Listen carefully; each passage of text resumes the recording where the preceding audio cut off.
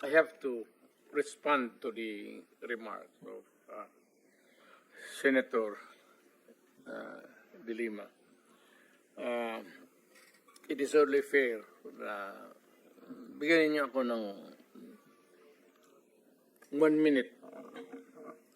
And I have read, this is part of my speech, but I want to make it of record.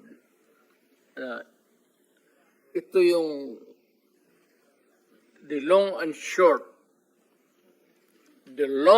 short sa trabaho ko.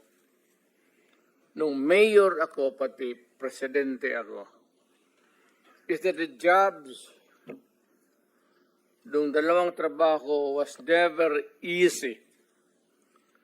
And it was not meant to be.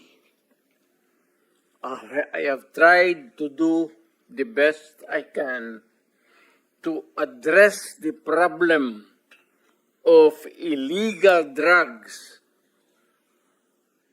and without compromise. Kasali na lahat yung naririnig niyo. Whatever it is, hindi ako nag-compromise. Sinabi ko, ito. Pagka pumasok kayo dyan, walang compromise, walang ariglo, walang usapan. Do not do it in my city. Nung presidente ako, sabi ko, bitawan ninyo. Kasi pag hindi, magkakaroon talaga tayo ng problema. Ito na nga itong ngayon. As I have tried to do the best I can to address the problem of illegal drugs firmly and without compromise.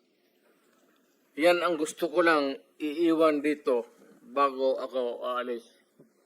O bago ako alis sa mundong ito. For all of its successes and shortcomings, it was not a perfect one. Maraming mali. Baka may maraming krimen.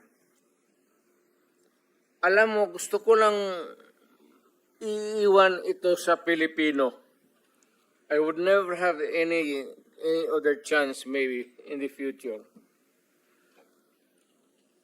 That for all of the successes and mali o ano, I